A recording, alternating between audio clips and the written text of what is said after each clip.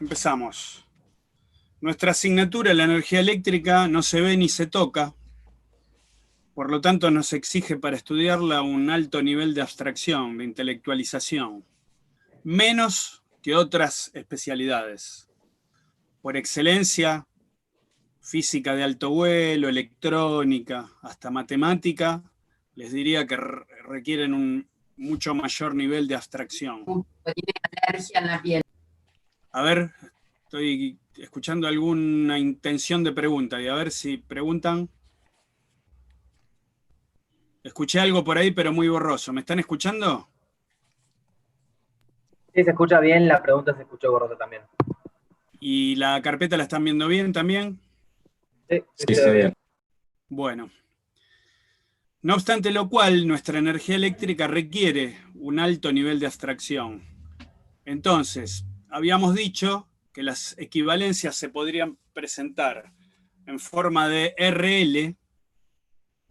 Esta R que dice ahí 3 más J4, ¿qué está reemplazando esta R más JXL? Y bueno, puede reemplazar cualquier carga o grupos de cargas que ustedes imaginen. Puede ser desde un solo elemento, que puede ser una heladera hogareña, hasta la fábrica Ford de Pacheco, o podría ser toda una ciudad. En definitiva, esa podría ser una representación. Obviamente que los valores de impedancia van a depender de la magnitud de la carga. Cuanto mayor sea la carga, como va a tomar mucha más intensidad, serán menores los valores de impedancia, ¿sí?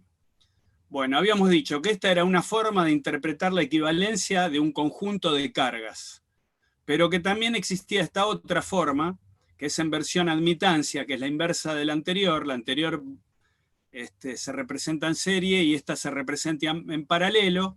Ambas, la anterior y esta, se pueden trabajar como complejos, la anterior con unidad ohm y esta con unidad Siemens. Pero nada impide también invertir las ramas de G y B y las convierto en R y en XL de vuelta, solo que R y XL en paralelo no lo puedo trabajar como complejo, pero sería una tercera forma habitual de representación en donde en esta última no lo puedo trabajar como complejo. ¿Por qué hice todo este repaso? Porque lo que viene ahora es fundamental haber entendido bien esto. Acá habíamos visto toda la parte de potencia.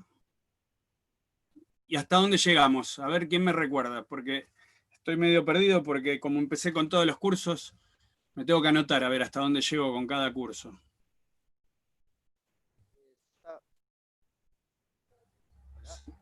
Se escuchó algo muy bajito por ahí, a ver. Yo estaba cursando los martes y en los martes habíamos llegado hasta mejoramiento de factor de potencia.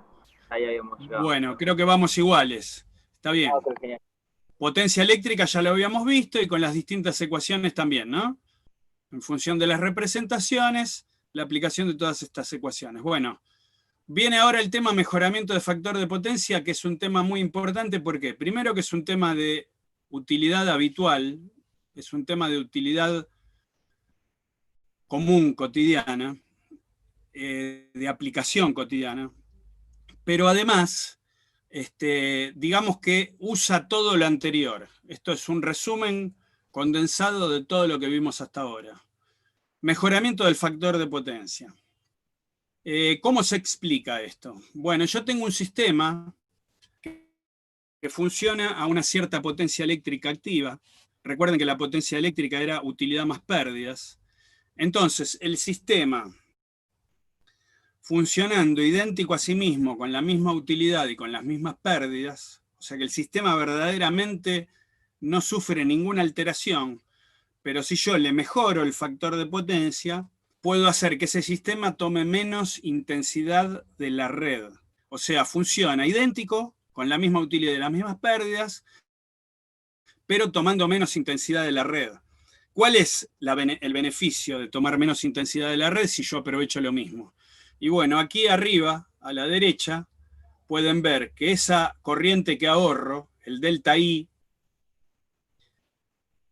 ese delta I de menos que tomo, funcionando igual, delta I al cuadrado por la R de los conductores, me da un delta de P de pérdidas que me ahorro también. O sea, en lugar de calentar los conductores inútilmente, esa potencia que ahorro de perder en calentar los conductores, o bien la puedo aprovechar para suministrarle energía a otros consumidores, o me permite mejorar la calidad del servicio. O sea, en lugar de calentar inútilmente la atmósfera, me estoy ahorrando esa delta potencia de pérdidas en las redes.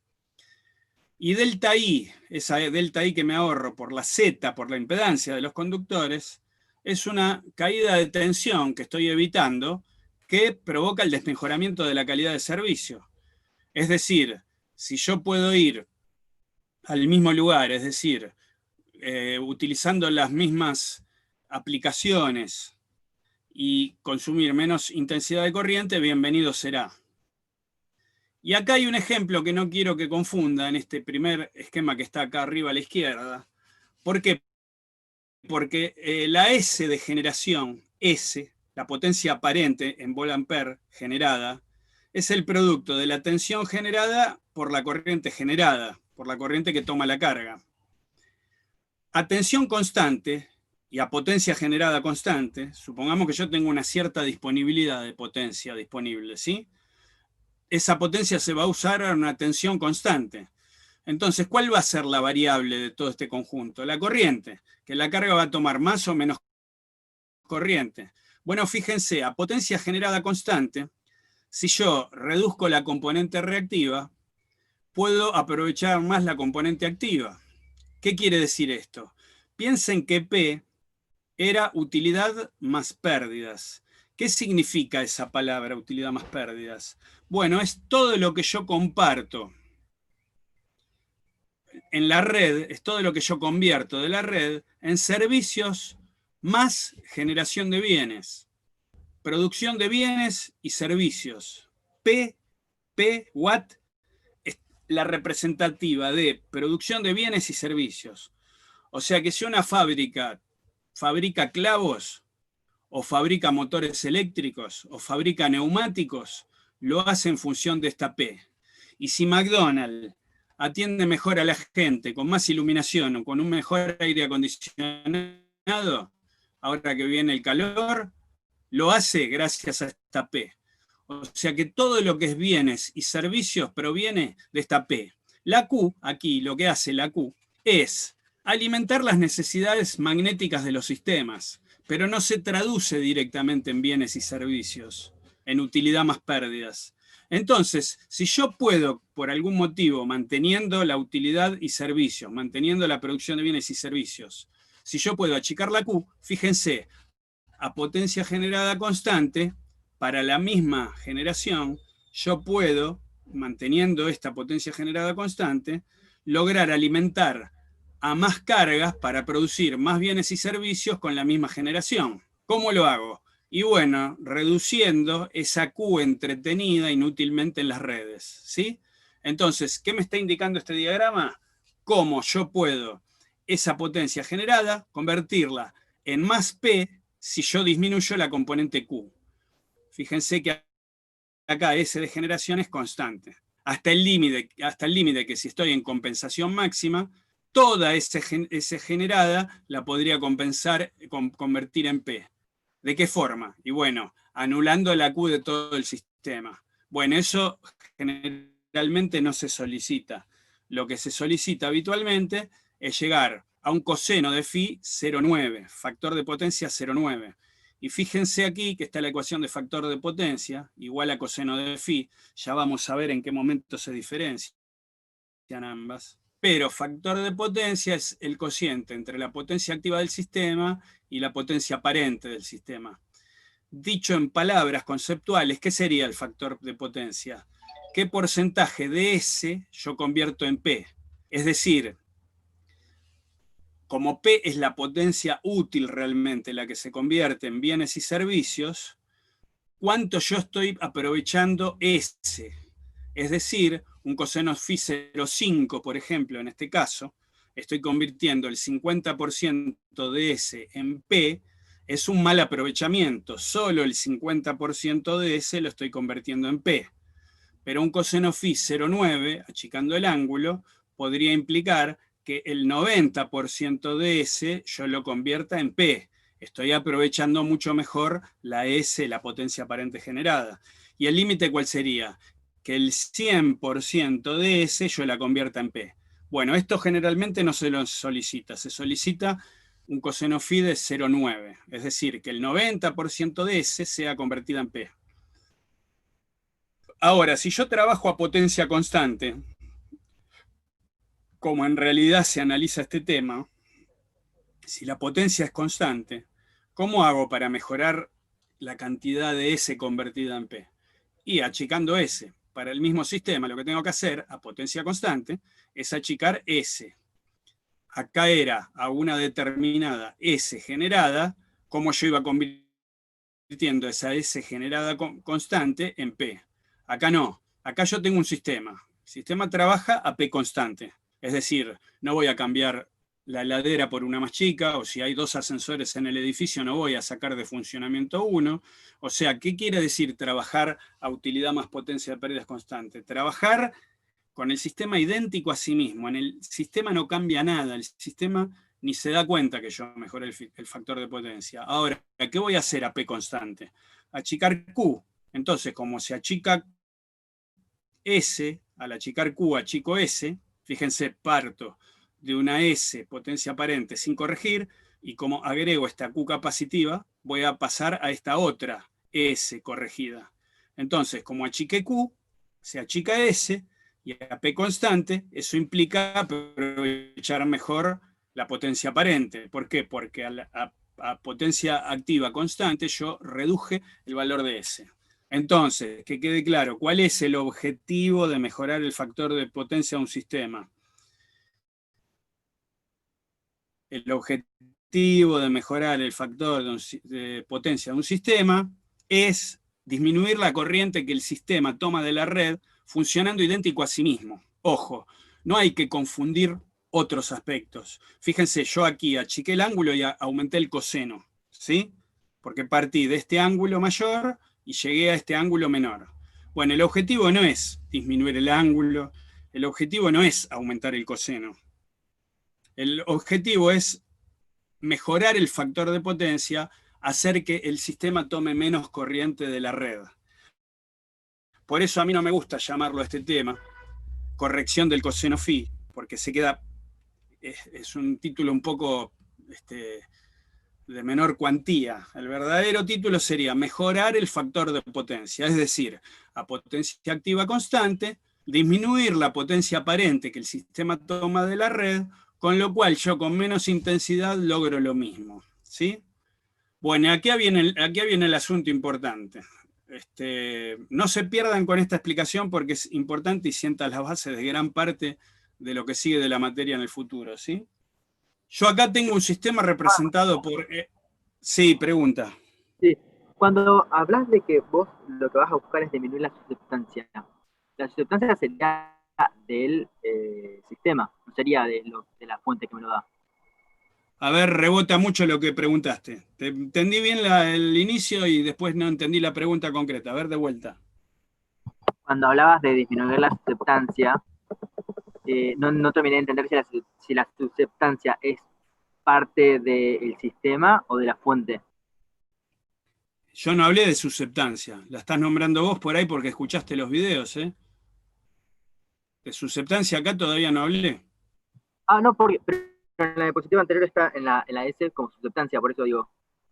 No. Susceptancia sería en el diagrama de admitancia. Y acá no hay ningún diagrama de admitancia. Acá hablamos, fíjate, de potencia aparente, potencia reactiva y potencia activa nada más. Entonces la S sería la potencia aparente. S es potencia aparente, en volt-ampere. Ah, perfecto. Entonces la que le entrega el generador al sistema. La que le entrega el generador al sistema. Perfecto, gracias. Ahora sí. Bueno, fíjense, acá están las dos representaciones. Olvídense de los capacitores, ¿sí? Acá están las dos representaciones. La RL serie en forma de impedancia y en forma de admitancia la conductancia y la susceptancia, ahora sí hablamos de eso, o en forma de impedancia, si quieren, la R con la XL en paralelo. Son las dos equivalencias que vimos antes, ¿sí? Bueno, ¿cómo yo hago para achicar la Q que el sistema toma? Bueno, resulta que la naturaleza hizo que hay un elemento que se combina en forma absolutamente mágica con el elemento reactivo inductivo, que es el elemento capacitivo. Si yo acá agrego una capacitancia en paralelo, lo que hago es que en lugar de la componente inductiva de la carga compartir toda esa Q con la red, volvemos a este tema. Si ustedes recuerdan acá, yo le dije que la potencia la entregaba, la potencia activa la entregaba la fuente, y en el elemento activo de la carga cambiaba de esencia, venía como energía eléctrica y se convertía en luz, sonido, calor, frío, etc. En cambio, la potencia reactiva era intercambiada semiciclo tras semiciclo entre la componente reactiva y la fuente. O sea, un semiciclo, la carga tomaba esa energía eléctrica, pero luego en el semiciclo siguiente devolvía esa energía eléctrica. Bueno, este intercambio lo produce totalmente la carga con la fuente en este caso. Pero ahora el capacitor se complementa en forma maravillosa, de tal modo que cuando a la carga le falta, al capacitor le sobra potencia reactiva. Y al revés, cuando al capacitor le sobra, a la carga le falta. Entonces se produce un intercambio de potencia reactiva entre el capacitor puesto en paralelo y la carga. Por eso es que aquí podemos reducir esta Q capacitiva, porque antes la carga, antes de compensar, compartía toda esta Q con la red, con la fuente de alimentación, pero ahora toda esta parte de acá la recibe de los capacitores. Entonces la carga, en conjunto ahora, incluyendo el capacitor, solo intercambia esta potencia aparente con el capacitor, esta potencia reactiva con el capacitor.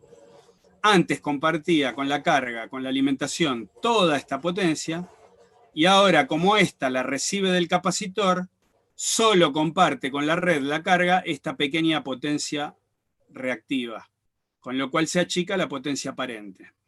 Eso en cualquiera de las dos presentaciones, ya sea en la presentación serie en forma de impedancia o en la presentación paralelo en forma de admitancia o de doble impedancia en paralelo. Entonces, aquí ya lo estamos viendo en el diagrama de potencias. Yo partí de esta potencia aparente sin corregir de mi carga original, esta potencia aparente original, sin corrección, sin compensar, sin capacitor, y a potencia activa llegué a esta otra potencia aparente compensada, a tensión constante, B por I implica que disminuyó I, porque a tensión constante, si disminuye S, quiere decir que disminuyó la corriente. Así que acá ya está explicado el tema. Disminuyó el ángulo, aumentó el coseno de ese ángulo, ¿sí? Y acá lo explicamos esto mismo, pero con el diagrama fasorial. Fíjense, esta es la tensión constante, inmutable, que la ubicamos a 0 grados. Esta es la componente activa, es la responsable de la utilidad más pérdidas. Esta es la que es invariable, esta es la que no puede cambiar porque el sistema tiene que funcionar idéntico a sí mismo. Bueno, partimos de esta corriente sin corregir, que es la que mediría un amperímetro ubicado acá, porque este sistema que está acá sigue tomando esa corriente. Si yo conecto un amperímetro aquí, mediría esta corriente.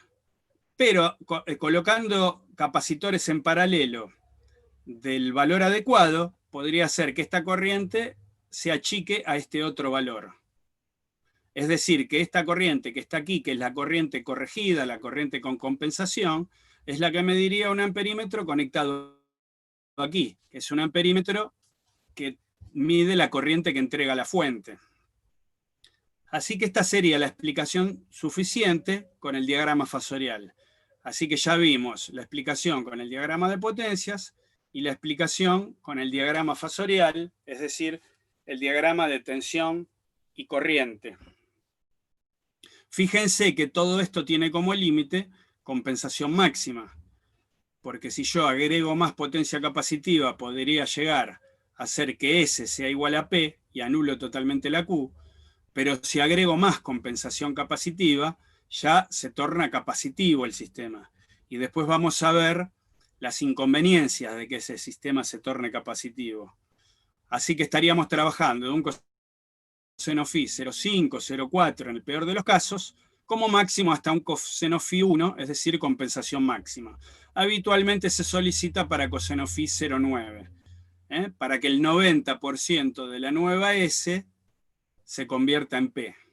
Es decir, para que la P, que es constante, represente el 90% de la S que el sistema está tomando de la red. ¿Alguna pregunta hasta aquí? A ver, si no tienen pregunta, digan no. Claramente no. Yo tengo una pregunta. No termino de entender la diferencia entre el gráfico con la inductancia y la resistencia en serie o en paralelo. ¿Qué cambia? No entiendo la relación entre eso. Es la misma equivalencia. Vos al capacitor lo estás conectando en paralelo. Ahora vamos a ver en qué cambia. Pero entonces la corrección es agregando un capacitor. En paralelo. Claro. Y si es en serie, ¿qué pasa? Eso es lo que no terminé de entender. Bueno, esa es una buena pregunta que habitualmente hacemos en los parciales o en los finales. Fíjense, si quitas el capacitor acá, en cualquiera de las dos, ¿qué cambia en el sistema? Si el sistema sigue conectado con los dos conductores a la misma diferencia de potencial. ¿Cambia algo en el sistema si yo quito el capacitor acá? Sí, es más inductivo el... No, toma más corriente de la red, pero el sistema sigue funcionando igual conectado a la misma tensión. Sí, eso Para sí. el sistema, supongamos que es tu casa esta. Yo saco los capacitores. ¿Tu casa se entera que yo saqué los capacitores? No. Claro, Porque la que se beneficia de la disminución de la corriente que toma el sistema es la red, que entrega menos corriente al sistema.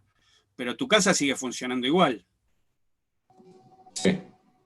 Ahora, si yo pongo el capacitor en paralelo, por una cuestión de reparto de tensión del circuito serie, a tu heladera que funcionaba perfecto le va a llegar menos tensión si pongo el capacitor en serie. Es decir, una primera consecuencia si pones el capacitor en serie es que le cambias la tensión al equipo. O sea que el equipo ya no sigue funcionando idéntico a sí mismo. Pero hay algo peor. Fíjense en el diagrama este de impedancias. Si yo acá hago R más JXL y le pongo una XC en serie, lo resto acá en el imaginario de la impedancia, o sea que disminuyo la impedancia si lo pongo en serie.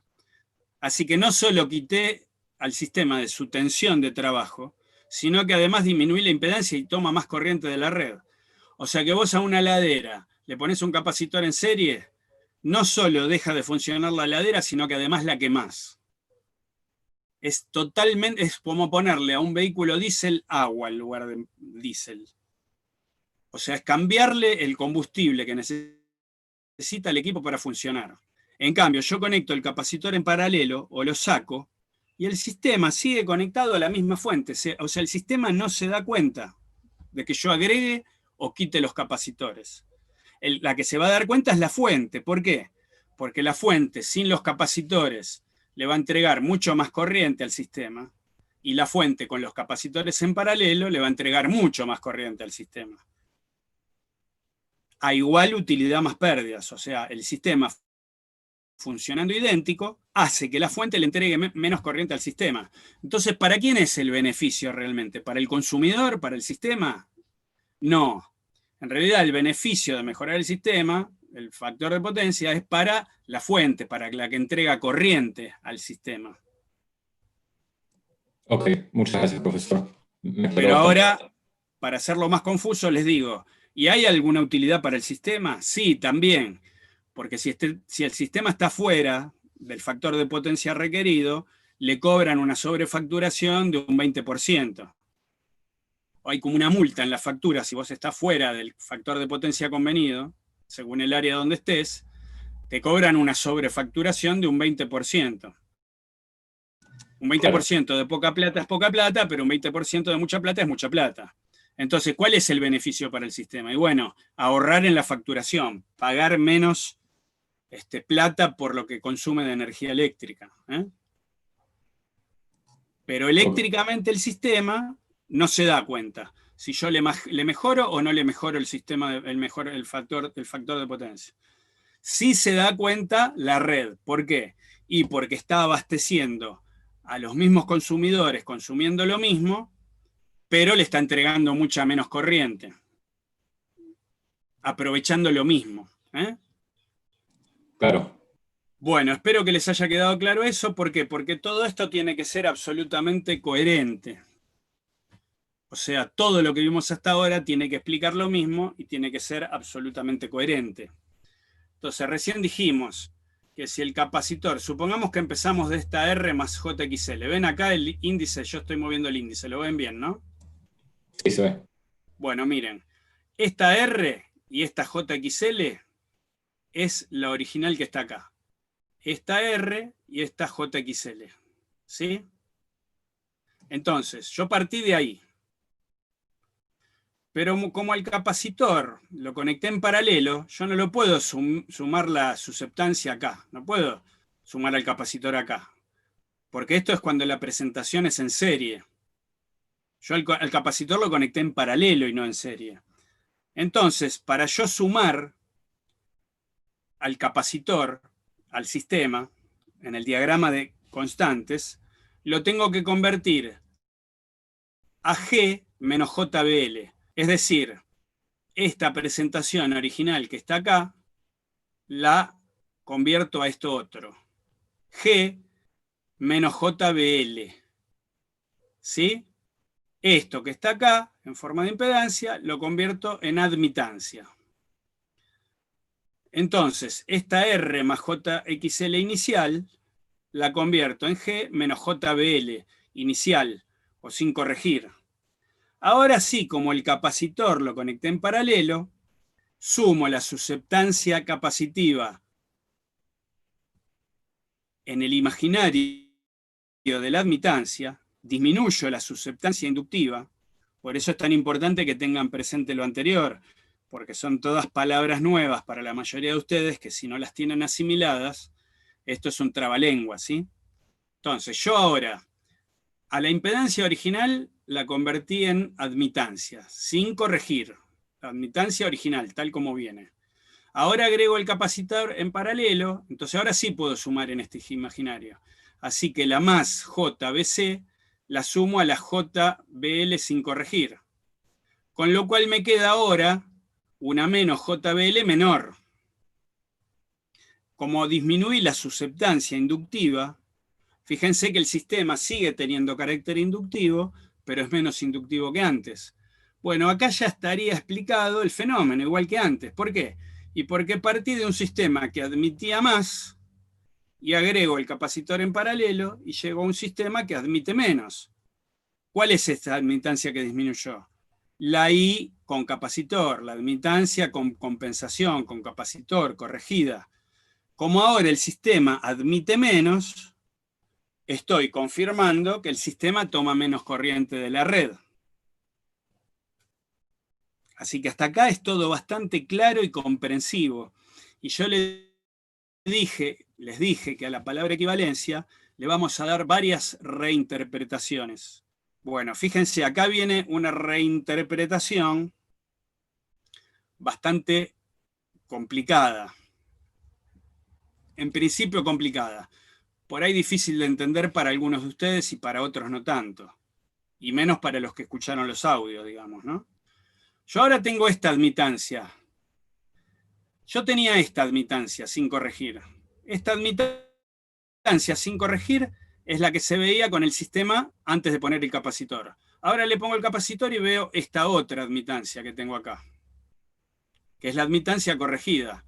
Es decir, la admitancia corregida sin corregir era la que se veía desde acá sin el capacitor, y ahora la admitancia corregida es la que se ve de acá agregando el capacitor. Ahora, nada me impide ver a todo esto ahora, a todo el conjunto con capacitor incluido, en la representación original, como si fuera una impedancia original. ¿Qué tengo que hacer para ver a todo ese conjunto de admitancias de cargas en paralelo? Para verlo como impedancia. Bueno, tengo que invertirlo.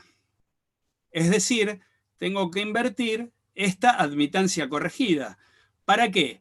Para verlo como RL, con capacitor incluido.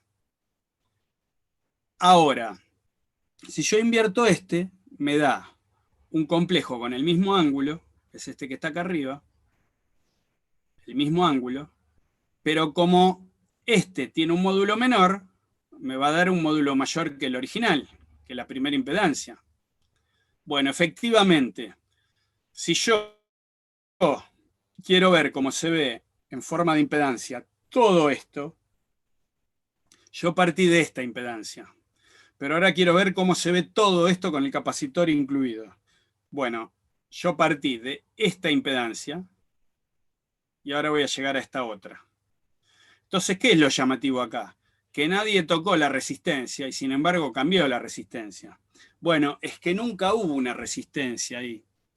Porque hablar de resistencia parece que fuera un elemento concreto que yo tengo acá arriba de la mesa. No, esa era una componente resistiva de un cierto modelo de interpretación. Lo que cambió es esa componente activa de ese modelo de interpretación. O sea, cambió la componente resistiva de la nueva impedancia. Es decir, la nueva impedancia, ahora que agregué el capacitor, es mayor en módulo y menor en ángulo. Y esto es coherente con todo lo que estamos diciendo, porque si el sistema disminuyó la corriente que toma, únicamente lo puede haber hecho porque aumentó la impedancia. Así que efectivamente está bien que haya aumentado la impedancia, está bien que haya disminuido el ángulo, y está bien que haya aumentado la componente resistiva, aunque en realidad nadie tocó acá la resistencia, lo único que hicimos fue agregar un capacitor en paralelo. Pero agregando este capacitor en paralelo, es como si yo a la nueva impedancia que veo desde acá hubiera aumentado la componente resistiva, aunque yo nunca toqué esa componente resistiva. Y esto tiene una última confirmación.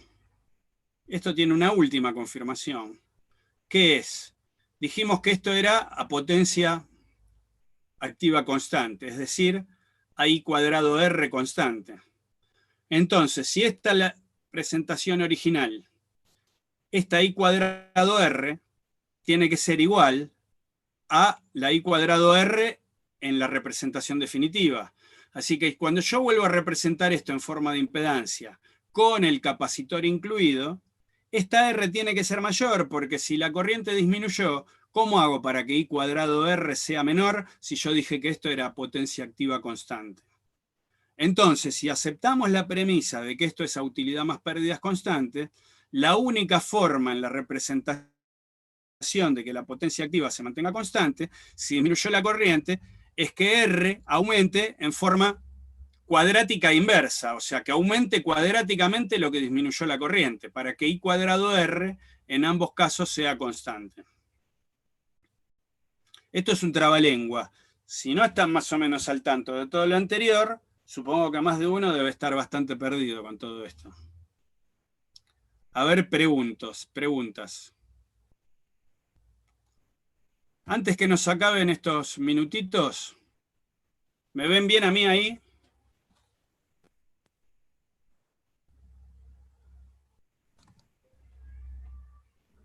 Sí, se ve bien. ¿Me ven bien? Bueno, ahora van a ver bien el pizarrón que agregué a mis clases. ¿Sí? Sí. Entonces, si yo mantengo el carácter inductivo, supongamos que esto es un motor.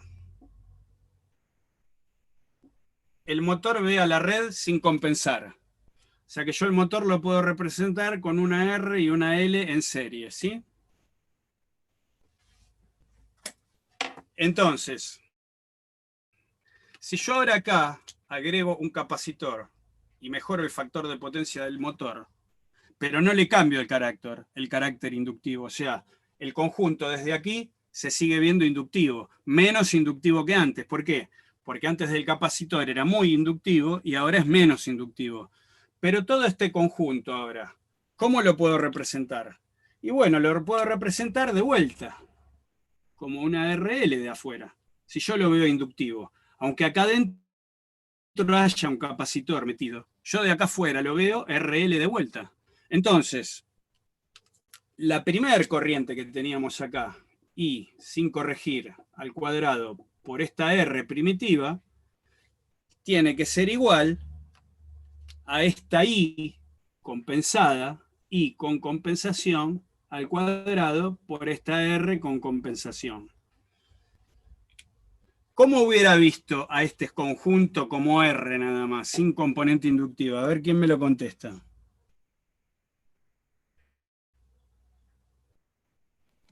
¿Puede repetir la pregunta, profesor? Un segundo.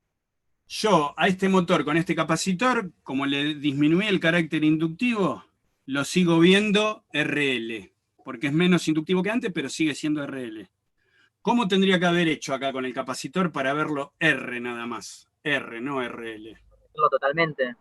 Claro, compensación máxima, es decir, resonancia paralelo, factor de potencia igual a 1. Si yo hubiera compensado totalmente con este capacitor, la nueva impedancia se hubiera visto como una R exclusivamente, hubiera eliminado el carácter inductivo. Pero como yo no eliminé el carácter... ¿Cómo? ¿Eso es deseado? O sea, vos no, de alguna manera que... Ya viene la explicación de por qué no. Ya viene la explicación de por qué no. Y como nos queda menos de un minuto, nos desconectamos y nos volvemos a conectar al instante. Ya me vuelvo a conectar.